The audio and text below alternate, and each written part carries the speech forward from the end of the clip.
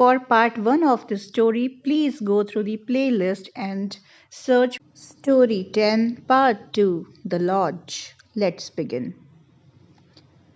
They had a deal not to discuss work during their holiday, and Ankur couldn't think of any topic to discuss. It was if his mind had gone on rest mode. Mohit was being unduly morose. It was getting difficult to make conversation with him. He glanced at Mohit's listless form, his head limply resting on the back of the chair, his eyes closed. He was seemingly trying to cut himself off from the present unpleasant reality. It was definitely a tricky situation they had got themselves into. Ankur sat thinking for a while, why would some try to harm them?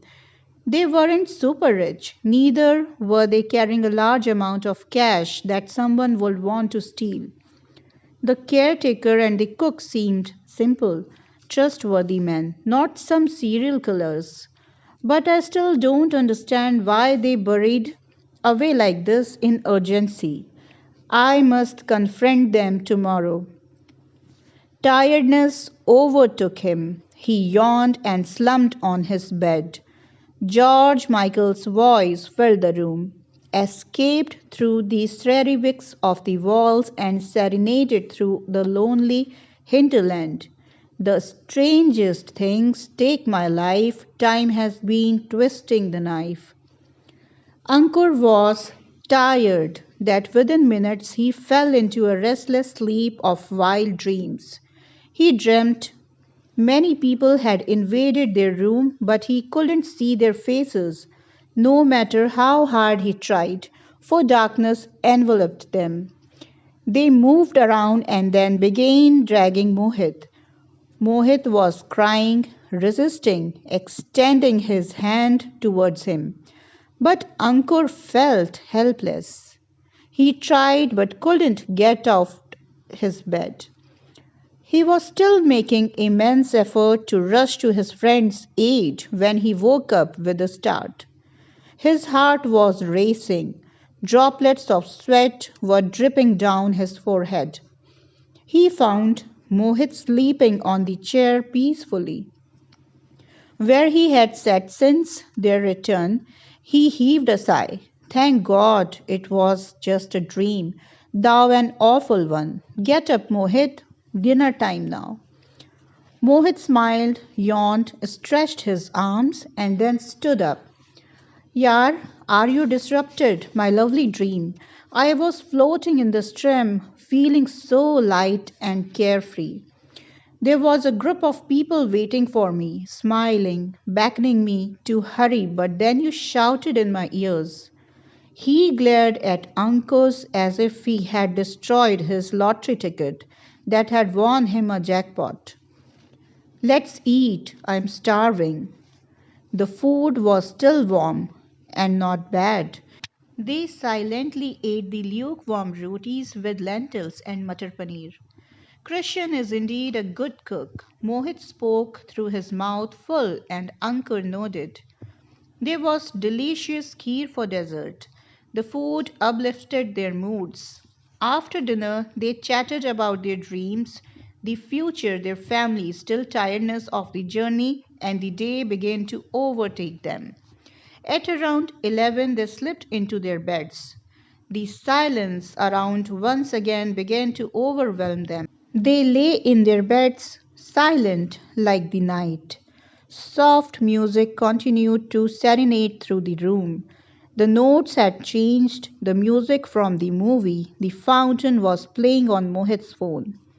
It seemed so haunting and so despondent that it began to dampen their fairly soothed spirits, trickling in melancholy and depression. Mohit let the dismal notes flow till Ankur raised an objection. Mohit, I've had enough of your haunting music. It's good, but it's making me sad. This is not the right place and time for the music. Stop it and go to sleep. Remember, we need to wake up early and quiet this place. Mohit obeyed like a dutiful child. Yes, yes. We'll leave as early as possible. I wake up at 6. What about you? Then wake me up when the washroom is free. Uncle switched off the light. The bathroom light was left on. It seeped from under the door, rescuing the room from complete darkness. Uncle wasn't very sleepy now since he had a small nap. The loneliness became heavy on his mind, and he became more alert. He watched silver beams of moonlight filtering through the curtain of the window and spreading their aura on Mohit's bed. He watched Mohit toss and turn for a while and then he became still. He had probably gone to sleep. Ankur kept awake for quite some time, listening to the sounds of the forest, the wind whooshing through the trees, the dry leaves rustling, a distant owl hooting, the irritating cicadas going and on with their screeches, treat, treat, treat, treat. The isolation was unnerving. He had never felt frightened like that before.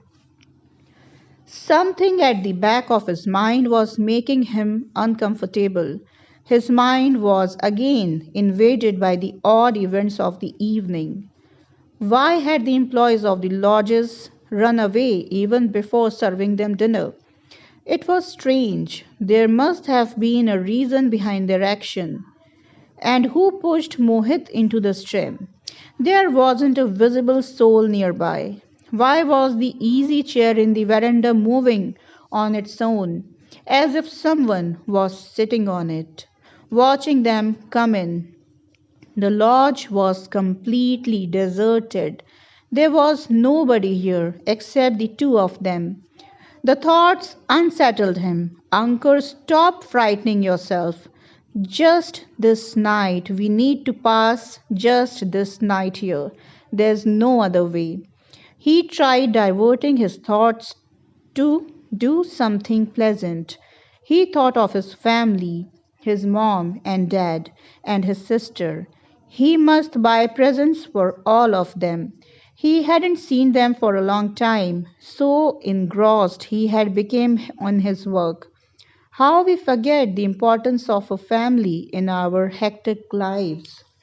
Now he missed them immensely, especially his father, a fearless pillar of support for the whole family. He had made plans to visit them over the long weekend next month. By and by, he drifted into a restless sleep. Sometime at midnight, he woke up with a start. Had he heard some voices? No, there was more than one presence. It seemed the room had been invaded. He froze in his bed. The voices became louder. He now heard some chanting, a strange language that he couldn't understood. His heart was pounding as if it would jump out of his body. His body shivered inside the warm quilt. The sounds were originating from near Mohit's bed, an obscured, haunting, rhythmic chant. How did they enter the room? The door was closed, so were the windows. He had even checked the bathroom window before sleeping. He remembered that he had left the bathroom light on. The light from there had partly seeped into the room, making everything fairly visible. Now there was only darkness. Where is the moonlight? He glanced at the window. Something was blocking the light at the window. Who was there next to Mohit's bed? He was scared. His friend was in trouble.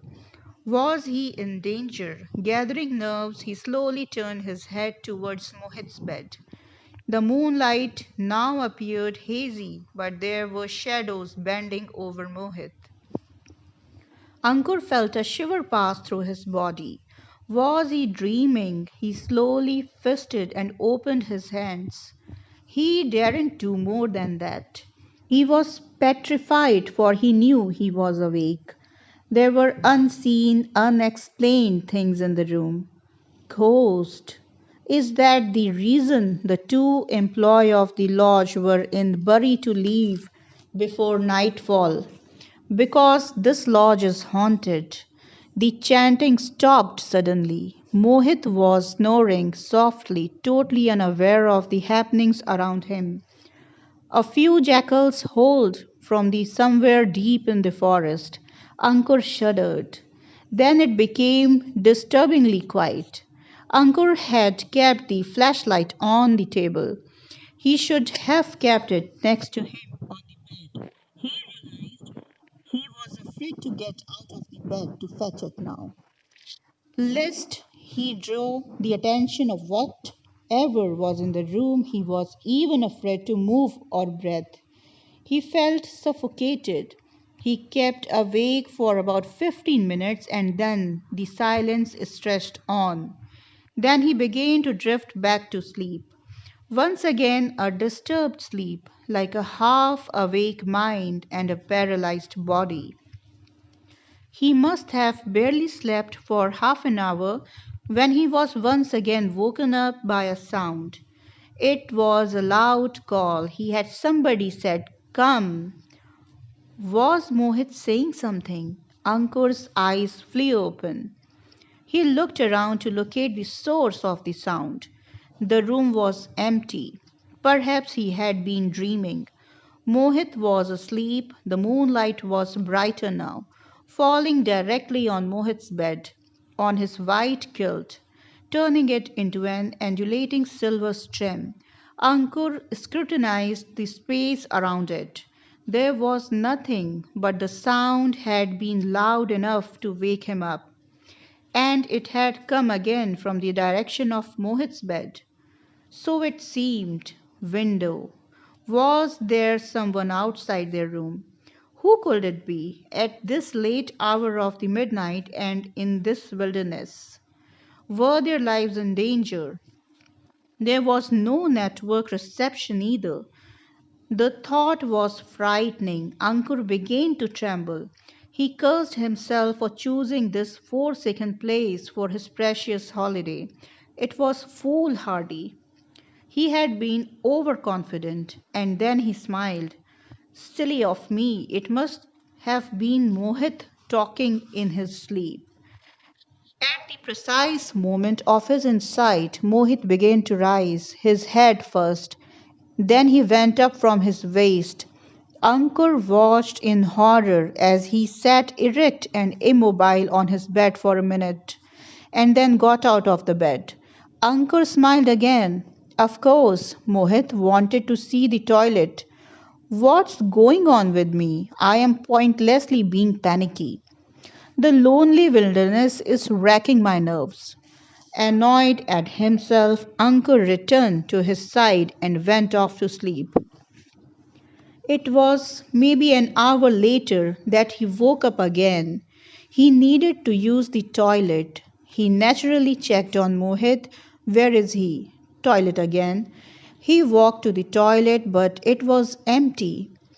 Mohit, he called out. There was no response. Where was he? Had the silly man walked out in the dark? He rushed to the door. The bolt was open. Ankur pushed the door. It didn't budge.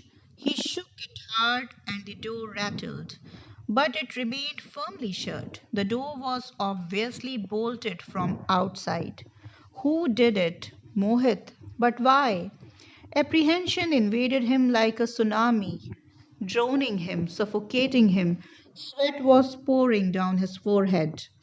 Now petrified, Ankur switched on the light and looked around for something to break upon the door. There was nothing he could use. He eyed the door. It was made of solid wood. No way could he break it upon using the bare hands. He picked up the chair and hit the door a number of times with it. The chair's leg broke. Apart from suffering few scratches, the door remained obstinately shut. Ankur retreated from the door and slowly sat on the edge of the bed, trembling, wiping the sweat off his face. Where was Mohit? If anything happened to him, how was he going to explain? Would anyone believe him? They'll say I was the last person seen with him. I will rot in a prison for the rest of my life. God, please listen to me. Please, please, God, save me. Save Mohit.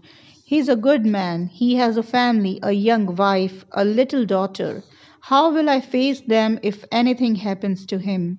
Please, Mohit, come back. Don't go near the tram, man. There's something there or here. He shifted from bed to door, from the door to bed, to the window, back on chair. He wavered between ardent prayer and mortal fear. He needed to contact someone. Dad. He picked up his mobile phone and dialed his number. Nothing. There was no reception. Frustrated, he tossed the phone on the bed. This important means of communication was useless here. He boldly walked again to the window and pulled the curtain aside to peep out. It was absolutely still outside. Not a leaf stirred. Solid iron grills here barred his way out. Helplessly he returned to sit on the chair. There was still no sound outside. Something he ardently wished for, a sound to indicate something, just anything. He sat nervously wringing his hands and praying. Then it occurred to him. With Mohit gone, God alone knows where I am alone now. Is it intentional? Will I be the next target? Of what? Are there really ghosts here, haunting this lodge? And do they want to harm us? There's surely something here. I got so many hints starting from the old man's reaction, but I ignored them all. What an idiot I've been. What do I do now? Ankur rushed to open his bag. He took out his knife and the canister of pepper spray. Will these things work on them? He wasn't sure. Something has happened to Mohit. It'll be my turn next. Are these the last moments of my life? Ankur got up and picked up his mobile. Dear Mom and Dad, he wrote in the message, I'm stuck in a weird place. I never believed in ghosts, but I am not sure anymore. There's something here and I feel my life in danger. If I don't see you again, please remember how much I love you both. And my little sweet sis Priya. At that moment there was a sound outside. Someone was fiddling with the latch. He hurriedly clicked the send button and put the phone in his bag. His mom would get the message once there was a network. He then stood up, alert and ready, his pepper spray in his hand. The door opened and Mohit walked in. He looked at him directly, nodded, smiled, and then walked back to the bed. Where were you, Yar? Where did you go? You scared the shit out of me. This is no way to lock the door from outside. It can be dangerous, you know it. There's no help for us, and you walked out. Couldn't sleep, sat in the veranda on the rocking chair to smoke. Mohit smiled again and got into his bed. I called out your name, switched on the light. I banged the door. It could have given you indication that I was up and worried still. Stop complaining. Switch off the light. Sleep. We are leaving early. Mohit coughed noisily and slipped under his quilt. See, you've caught a chill. Shouldn't have gone out. Ankur chided him. He sat on his bed and breathed deeply in respite. Mohit coughed for a while and then, turning his back towards him, went quiet. Ankur kept awake from quite some time. It was a big relief that Mohit was fine. The stupid man scared the hell out of me. Silly chap. I'm never again going anywhere with him. When Ankur felt disturbed and opened his eyes next, he found Mohit standing near his bed, staring down at him. What now? Get up. We are leaving. Mohit spoke gruffly and walked into the bathroom. He's got a bad throat, cough a bug. Serves him right for sitting out in the middle of the night. Strange man, this is the last time I'm coming with him for a holiday. Gave me some serious creeps. Ankur fumed while packing up and waiting for the bathroom to be free. When Ankur came out of the bathroom, Mohit was ready with his rucksack on his back. His hurry was apparent from his half tucked t shirt and ruffled hair. His night suit was still lying on the bed. Mohit, you haven't been packed everything. I know you are in hurry to get out here, but Ankur picked up his clothes and stuffed them into his rucksack. The dawn had broke through the darkness when they stepped out of their room. The cold wind swept across the vials and brushed against their faces, making them instantly renewed and alert. Ankur walked ahead a big strides. He was still irritated at Mohit. The shuffling footsteps assured him that Mohit was behind him, following him. They walked in silence. The sun was slowly rising from behind the mountains. The peaks had begun to be washed in golden hues. A wonderful peace spread through Ankur. At the last, we are out, thank God. The night passed without any serious mishap. Soon they reached the village. Ankur halted in front of the closed door of the house where they had tea day before. He hadn't the old man mentioned that his son was employed at the lodge. There were voices inside, indicating that the inmates were up. Let's find Kishan and Shyam. They need to be pulled up. Mohit quickly walked past. Ankur watched him marching. Ahead hesitantly, soon he was quite far from him. Ankur stamped his foot in annoyance. He could have easily spared half an hour for tea. He yelled. He badly needed his morning cup of tea. His head had begun to throb. Will miss the bus, he heard Mohit's distant voice. What terrible moments of fear and anxiety he gave me last night. First, he was behaving like a chicken, and then walked boldly out into the lonely, fearsome night. Gave me this terrible headache. And now, this weirdo isn't stopping even for a cup of tea. Ankur gritted his teeth and rushed to catch up with Mohit. They were soon out of the village and climbing up the last stretch towards the bus stop.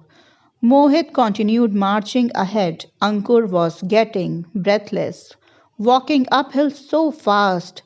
What's the hurry, chap? He called out. Mohit refused to respond. They continued plodding without exchanging another word. It was almost 8 when they reached the road. Sweat was trickling down their necks. Sun was now up on the horizon, tossing its warmth on them. They sat on a rock chair, backs touching each other, a dumb silence encasing them. The last night's experience had been draining. Ankur was tired, still suffering from the after effects. But they were safe, Mohit was safe, and this was reason enough to relax. The lodge was definitely haunted, the sounds were real. There had been someone unseen in their room. Never coming here again, Ankur silently avowed. A bus arrived from about 15 minutes of wait, bearing the two seats in the middle, the rest were empty. Ankur chose to sit behind the driver's seat and Mohit slumped next to him. The conductor walked to them for tickets and Mohit totally ignored him. He continued sitting with his head drooped. Is he already asleep? Making up for the sleep lost in his stupid midnight spree. Ankur shook his head in derision. He was trying his best to control his unremitting irritation at Mohit. What was the point? The rest of the holiday would get spoiled. He swallowed hard and paid for two tickets to Kullu. Once the conductor moved away, Ankur heaved a sigh and sank his head into the cushy backrest. The holiday isn't turning out to be what I had anticipated, but the dreadful part is over. Thank God for that. Now it's better to throw away my anger and make up with Mohit. He inhaled deeply, turned towards Mohit, and with an affable smile shook him lightly. We'll look for a room at Kullu. Can also go to Manali tomorrow. What do you say, mate? Mohit stirred and Ankur continued. Want to do some shopping today at Kullu? Want to pick up a pashmina shawl for Ruhi? Yeah, it will please her, your Ruhi. Mohit slowly turned his head and fixed his eyes on Ankur's face.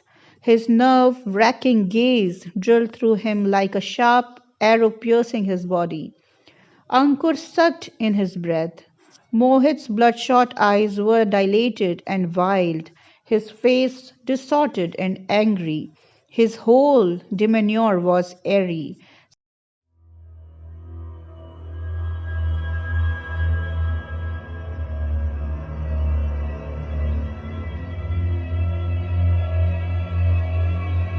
Ankur's heart raced frenziedly as Mohit curled up his lips and glowered at him with a blazing, terrifying expression.